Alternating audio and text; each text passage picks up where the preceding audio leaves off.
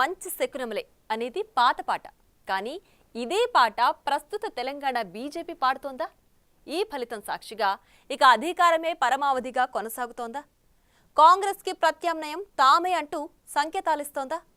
ఏంటా కమల కుతూహల కథనం? Let's watch.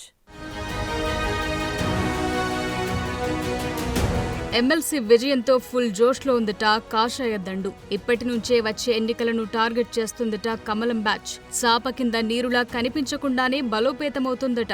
రానున్న స్థానిక ఎన్నికల సత్తా చాటేందుకు వ్యూహరచన చేస్తున్నారట సంఘ్ పరివార్ సభ్యులు.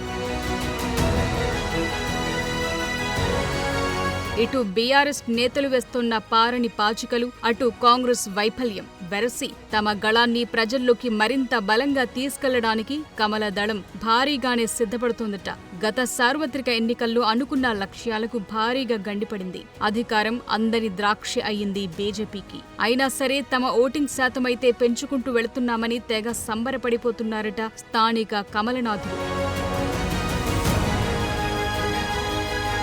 ఈ ఎమ్మెల్సీ ఎన్నికల్లో కమలం రచించిన వ్యూహం సత్ఫలితాలనివ్వటంతో వచ్చే స్థానిక ఎన్నికల్లోనూ ఇదే స్ట్రాటజీ మెయింటైన్ చేస్తున్నట్టు తెలుస్తోంది. తద్వారా అధికార పార్టీకి భారీగానే గండి కొట్టాలన్న టార్గెట్ పెట్టుకుంటోంది. ఇందుకు బీజేపీ ఇప్పటి నుంచే తన దారులను రహదారులుగా మార్చే యత్నం చేస్తోందట. రాష్ట్ర పార్టీ వ్యవహారాల ఇన్ఛార్జ్ సునీల్ బన్సల్ క్యాడర్ ని ఈ దిశగా మరింత సమాయత్తం చేస్తున్నారట. అందులో భాగంగా రాష్ట్ర ప్రభుత్వం ఇచ్చిన హామీలు, ఇందుకోసం కేంద్రం అందిస్తోన్న నిధులు వంటి అంశాలను ప్రజల్లోకి నేరుగా తీసుకెళ్లే విధంగా తగిన శిక్షణనిస్తున్నారట. ఇందులో పడి బన్సాల్ అనుక్షణం తెగ బిజీగా గడుపుతున్నారట. పరిగెత్తలేకుంటే పాక్కును వెళ్ళు, అంతేగాని వెళ్లటం ఆపకు. ఇవాళ కాకుంటే రేపటికైనా గమ్యం చేరేట్టు చూడు. ఈ పాలసీని స్థానిక కమలనాథులు ఒకంత గట్టిగానే నమ్ముతున్నట్టు సమాచారం. దీంతో ఒక్కో అడుగు ముందుకు వేస్తూ వెళుతున్న తెలంగాణ బీజేపీ ఈ ఎమ్మెల్సీ ఎన్నికల ద్వారా ఫుల్ జోష్ పెంచుకున్నట్టు ఫీల్ అవుతుందట.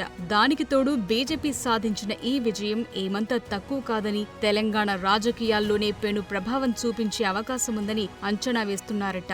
ఏది ఏవైనా తెలంగాణ కమల దళానికి ఈ ఎన్నికల ఫలితాలు అతి పెద్ద అడ్వాంటేజ్ గా మారటం ఖాయమన్న చర్చ జరుగుతుందట.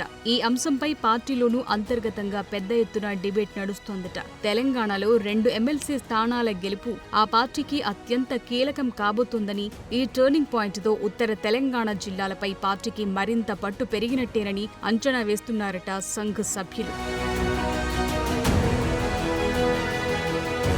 ఇప్పటికే 4 ఎంపీలు 7 ఎమ్మెల్యేలున్న ఈ ప్రాంతంలో మరో 2 ఎమ్మెల్సీలు కూడా తోడవటం అన్నది ప్లస్ అవుతుందని భావిస్తున్నారట.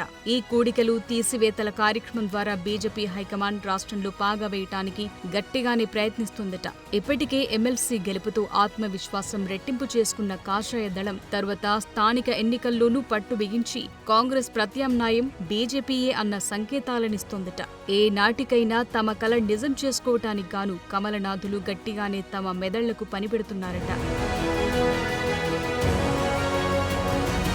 ప్రస్తుత గెలుపు ఉత్సాహానికి తోడు మరో వారంలో కొత్త అధ్యక్షుడి ప్రకటన కూడా తోడు కానుంది. కొత్త బాస్ కొత్త విజయాలను జోడుగుర్రాలుగా మార్చుకుని రాష్ట్రంలో ఎలాగైనా సరే పాగా వేయాలన్నది కేంద్ర నాయకత్వం ఆలోచనగా తెలుస్తోంది. మరి కమల పరివార వ్యూహాలు ఫలిస్తాయా లేక అధిష్టానం పెట్టే టార్చర్ కి కింద స్థాయి కమలనాథుల కూచాలు కదులుతాయా తేలాల్సి ఉంది.